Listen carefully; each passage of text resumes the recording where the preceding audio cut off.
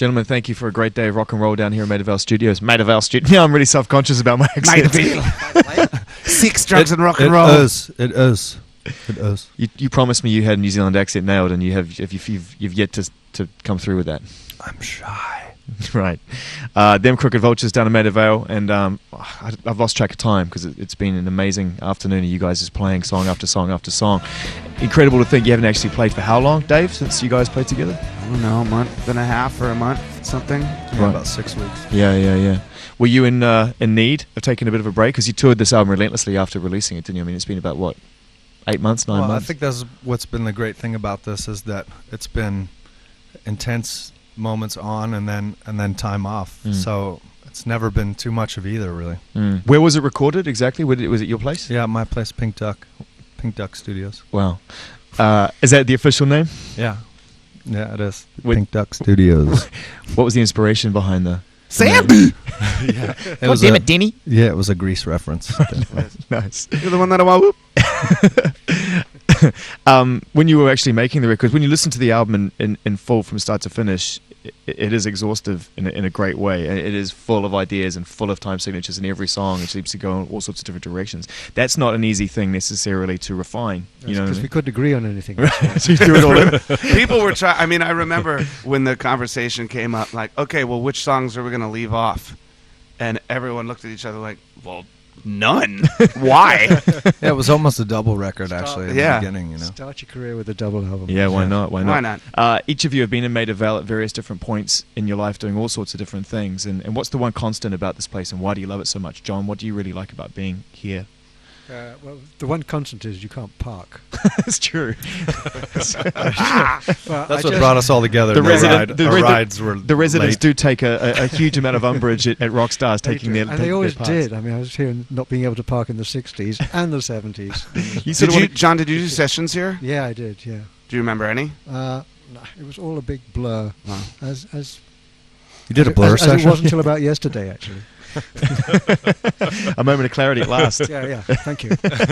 Maida Vale obviously is full of music, and Dave, we went round and had a look at a studio before where you did the first Nirvana one as well, and so it's full of memories for everyone, isn't it? Yeah, I had only been in the band for like 2 weeks, I think. Nirvana was here in 1990 to tour with L7, and so we did a Peel session, and we recorded a Vaseline song and a Devo song, and I can't remember what else, a bunch of songs, but yeah, it was an honor, and there's like a Bing Crosby plaque on the wall. I think it's a Bing Crosby room. It's fun.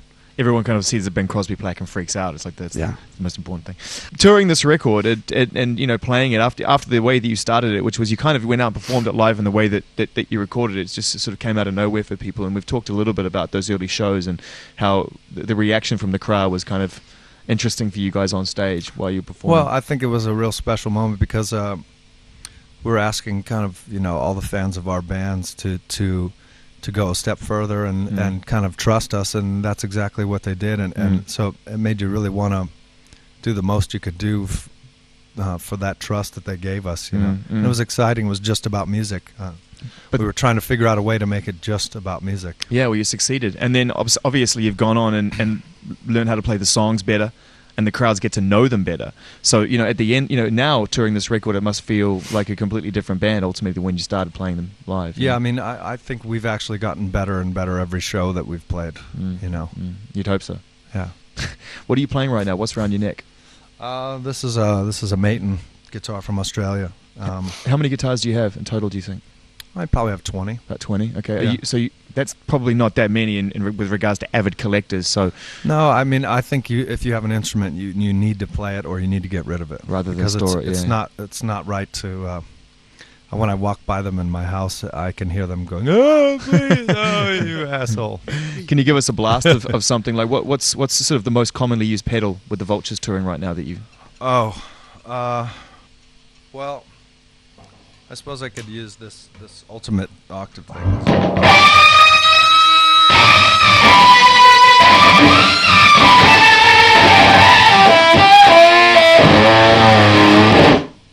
Stink face, man. That just gave me stink face. When you smell something awful in the room and you can't hide your disgust. Yeah, I'm disgusted too. Did you just do the rest of the interview by speaking only with notes?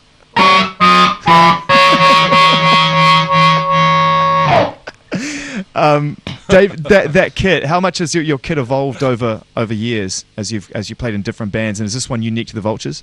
Yeah, it kind of is. I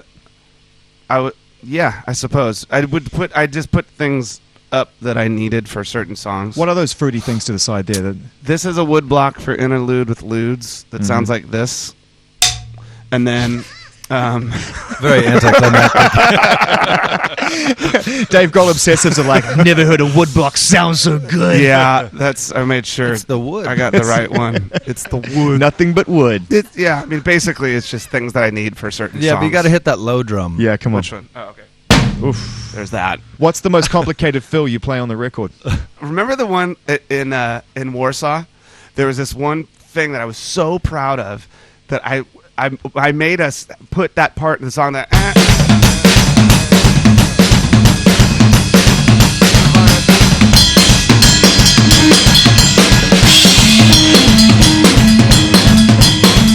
Because that to me is like the most technical thing I've ever done in my entire life. All the other fills are really dumb. That's what we call it. That's what I do. Or like flats and dagenham. Flats and dagenham. No, that's not flats and I don't even know. What's that? But that other one's a hoogada boogada. Is it a hoogada? Those are everywhere. Nice. Hoogada boogada. That's basically, that's cheating. Yeah, Instead of going, that's just going. We've seen that one before on now, of course, the internet, the YouTube sensation video that is Fresh Parts, which is people love to watch Dave on Hyper. It has single-handedly resurrected your career as Fresh Parts, isn't it? Literally. Yeah, we were in the tubes till that happened. Don't call it a comeback. That's all it took. That's all it took. John, when you arrived at the session today, we were one of your I guess your head, your bass tech, your friend was saying that there's 5 new basses or 5 versions of a new bass and stuff. So are you always kind of looking at your rig and your basses and how you can improve for the sound you're looking for? Or Well, he makes them. He does. Wow. Yeah, he makes all my instruments. Amazing. His name is right here. That's amazing. How long has he been doing that for? So what's his name? Hugh Manson. Amazing. Manson, yeah. Well, he's been about 15, 20 years maybe. That's great. That's a long time. Yeah. And we sort of spoke a little bit about your rig behind you as well. Has that been changing throughout the course of this touring, or did you start with? Nope. As it is. Yeah, just started with it and finished with it. A lot of people want to know about the future, the sci-fi bass with the MIDI controller, which is not, the lap steel, the bass lap steel. Yeah, with what looks like purple a chaos thing. pad. That's right. Yeah. Yeah.